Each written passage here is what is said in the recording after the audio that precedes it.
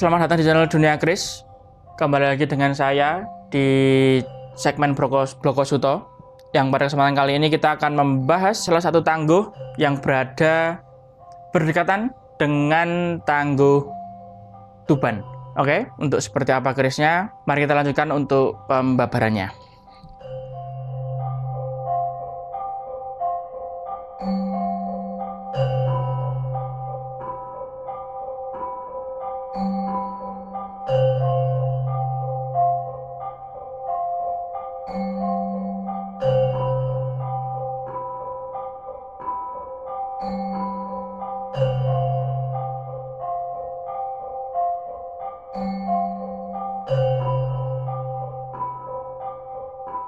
Seperti inilah penampakan dari sandangan keris yang akan kita bahas lebih lengkap pada video kali ini, yang dimana bisa panjenengan lihat untuk sandangannya sudah sangat wangun dan dari warangkanya juga sudah mencuri perhatian, dimana terlihat jelas serat daripada kayu Cendono Wangi.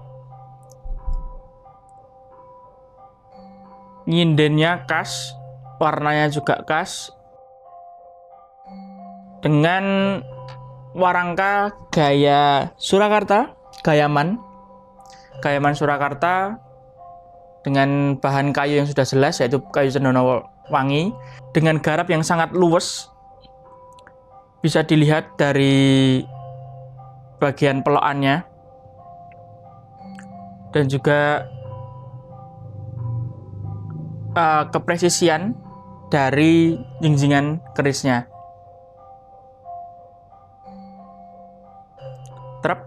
Tidak ada celah. Nah, seperti itu. Warangka yang dimiliki keris ini bukan merupakan warangka iras ya, karena terdapat sambungan. Jadi untuk Cendono Wangi hanya ada pada batas gandar ini. Bisa terlihat ada perbedaan warna, yang dimana itu menandakan bahwa di sini terdapat sambungan. Jadi berbeda bahan antara kayu yang digunakan pada pelokan dan kayu yang digunakan pada gandar.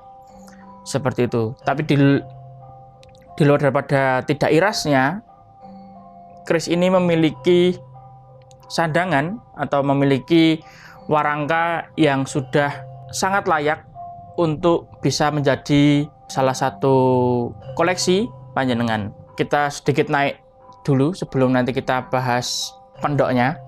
Di warangka bagian kayu kita sudah bahas, dan juga masih ada satu bagian kayu lagi, yaitu pada bagian dedernya.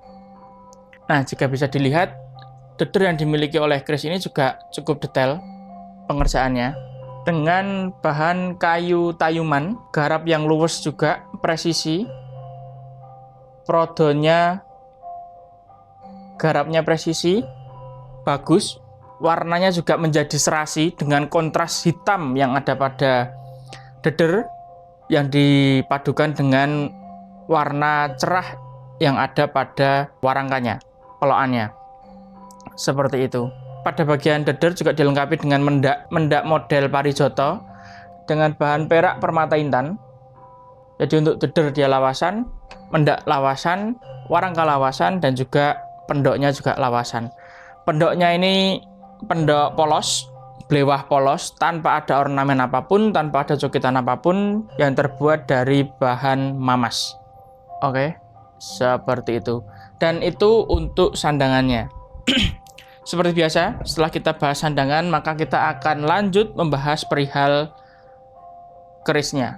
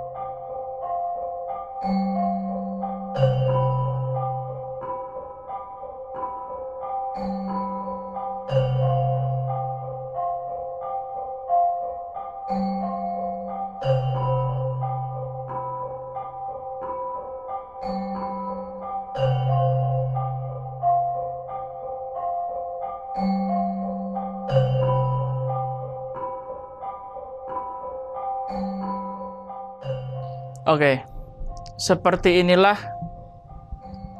penampakan dari isi warangka yang sudah kita bahas tadi. Bisa dilihat untuk bentuk dia cukup sederhana, pamornya juga dia sederhana, tidak ada pamor yang sangat nyentrik secara bentuk ya. Nah, dari sini mungkin sudah ada beberapa dari panjenengan yang bisa menebak keris ini masuk ke dalam tangguh mana. Dan mungkin juga sudah bisa menebak dapurnya. Untuk dapur, dia masuk ke dalam dapur sempaner dengan rician sekar kacang, lalu jalen, lambe gajah, dan pecetan. Sudah seperti itu. Dan secara material tergolong material yang matang, dia bukan mentah ngerasak seperti itu, tapi dia secara material matang.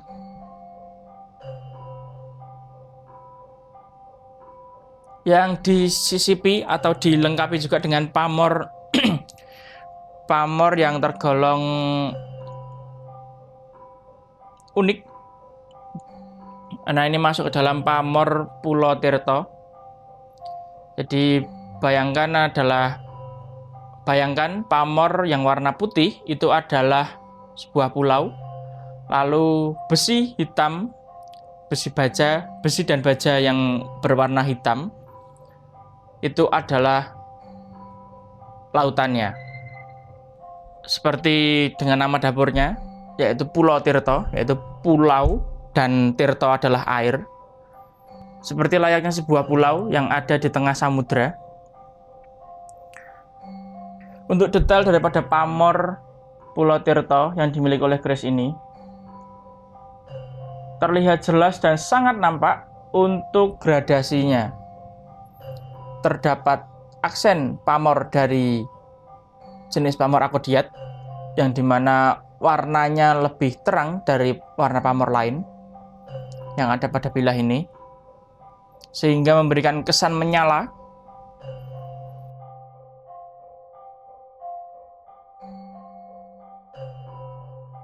Di sini sangat terlihat jelas itu untuk gradasinya, bentuknya. Oke, itu untuk pamornya. Lalu kita beralih pada tangguh yang dimiliki oleh keris ini. Secara bentuk dan juga secara rancang bangun, sebenarnya ada dua versi atau dua penilaian yang muncul pada keris ini di saat saya melihat dan juga di saat saya mencoba untuk mencari identitas asli, yaitu saya tanya kepada para rekan-rekan yang bermain pada dunia Tusanaji tentunya, dan juga saya juga menanyakan kepada beberapa rekan senior dan juga sesepuh bisa dibilang, itu mengatakan bahwa keris ini cukup unik karena bisa memunculkan dua perspektif, yaitu tangguh Pajajaran dan juga tangguh Jenggolo, yang dimana secara lokasi geografisnya ya, itu cukup terbentang jauh antara Pajajaran dan juga dengan Jenggolo.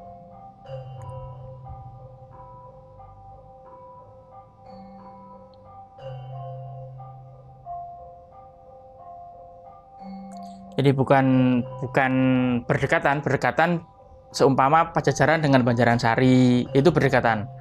Tetapi kalau Pajajaran ke Jenggolo cukup ada hal yang masih bisa ditanyakan seperti itu loh. Jadi kalau untuk tangguh-tangguh yang berdekatan ya bisa dibilang antara Tuban, lalu Ndoho, Jenggolo, Kediri, itu kan dalam satu area yang hampir sama kan.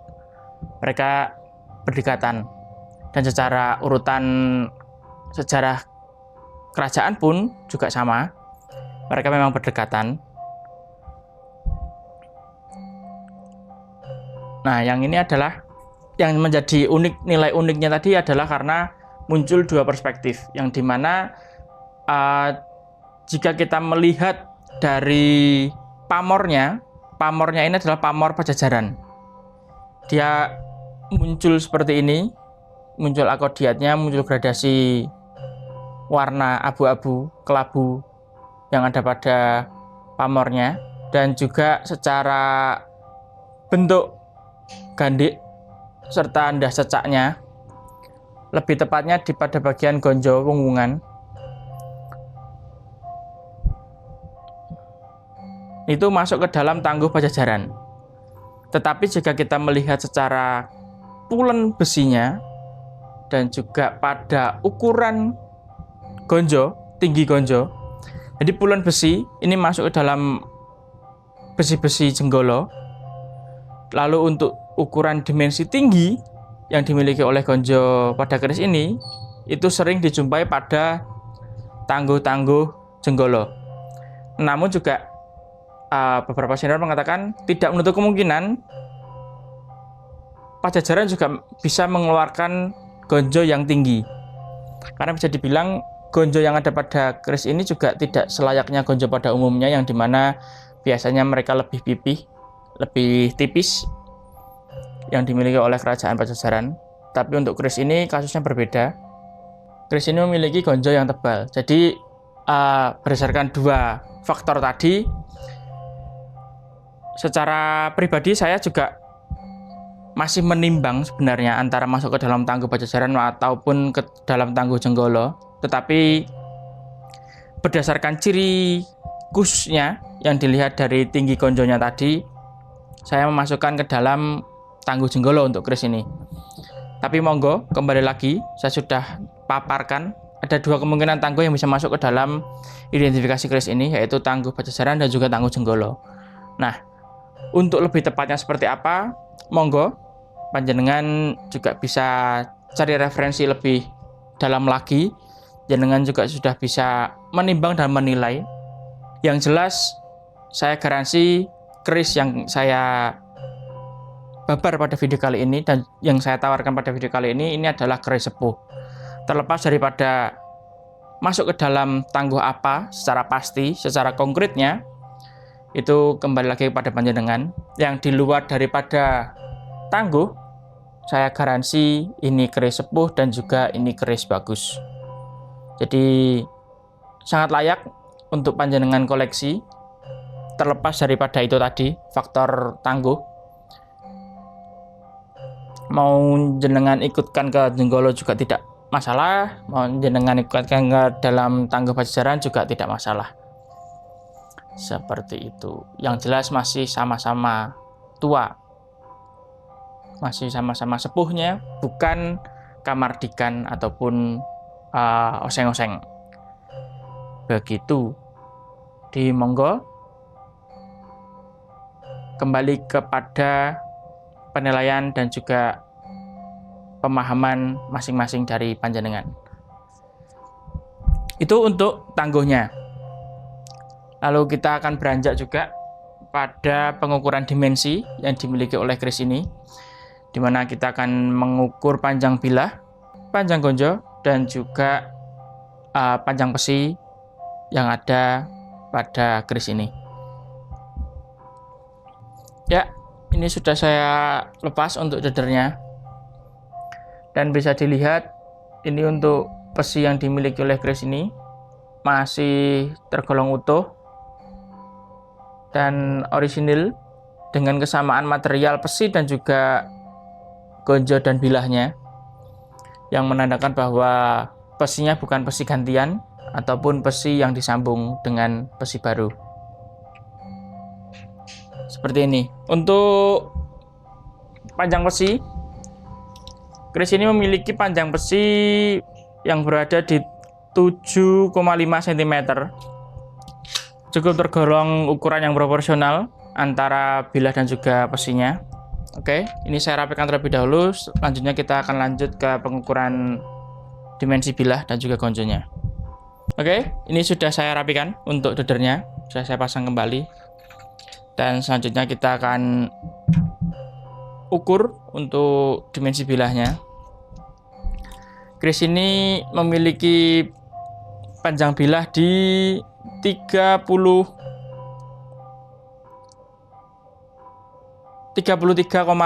cm. 33,5 cm dan juga untuk gonjo berada di 7,8 cm. Ya. Seperti itu. Dan terakhir, sebagai penutup juga akan saya lakukan sesi pemberian minyak pada keris ini supaya bisa terlihat gradasi besi dan juga gradasi pamor yang dimiliki oleh keris ini.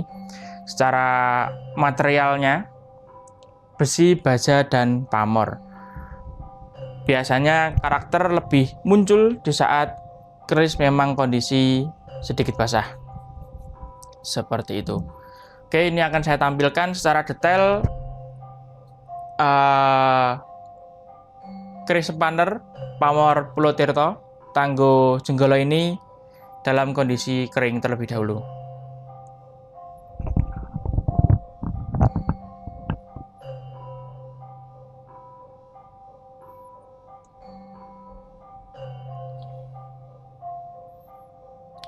Oke, pada bagian panetes terlihat ada gradasi besinya ya, besi dan bajanya.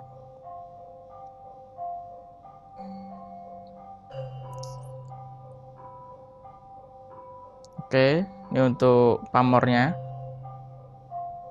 Pamor akodiatnya terlihat jelas. Secara material besi juga terlihat matangnya. Oke. Itu dalam kondisi bilah kering. Dan ini akan saya olesi dengan minyak terlebih dahulu sehingga bisa melihat kondisi pada bilah keris ini dalam kondisi basah.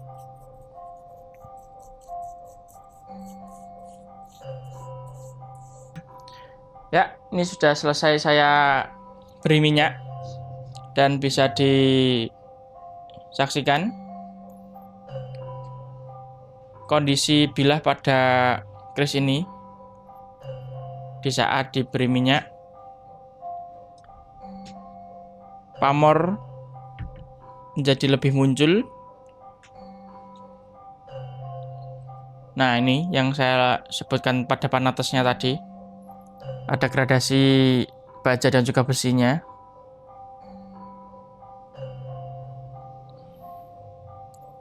Oke, pada bagian tengah juga terlihat seloroknya.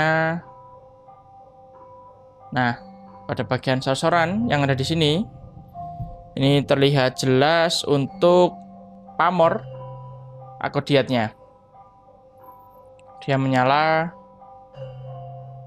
lebih muncul dari warna pamor di sekitarnya.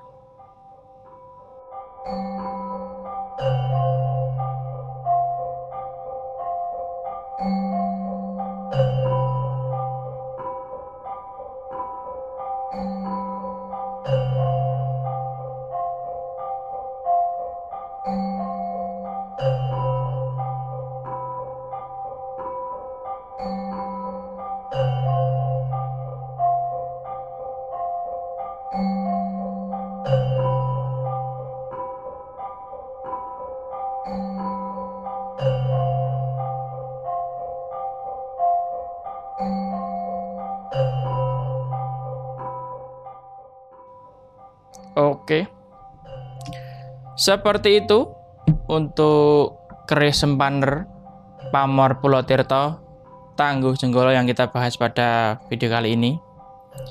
Seperti biasa, bagi panjenengan yang kepo atau yang ingin menanyakan perihal keris ini bisa langsung lanjut di WhatsApp yang sudah tertera di kolom deskripsi di bawah ini. Dan tentunya bagi panjenengan yang ingin menanyakan keris lain, atau mungkin panjenengan sedang mencari sesuatu, dapur, pamor, tangguh yang lain, bisa juga langsung ditanyakan ke saya melalui nomor WhatsApp yang sudah tertera di kolom deskripsi. Atau panjenengan bisa cek sendiri melalui website yang sudah kami siapkan, yaitu di www.duniakeris.com. Di sana ada beberapa pilihan tosanaji yang mungkin cocok dan juga mungkin berjodoh dengan panjenengan. Di luar daripada keris, kami juga memaharkan ada perabotnya, yaitu sandangan pendok dan juga mendaknya. Dan juga terdapat jenis tosanaji lainnya seperti tombak dan badik, itu juga ada, pedung juga ada. Di monggo silahkan kunjungi website resmi kami di sana. Oke, sekian mungkin yang bisa saya sampaikan pada video kali ini. Dan akhir kata, saya ucapkan terima kasih dan salam Rahayu, Rahayu, Rahayu.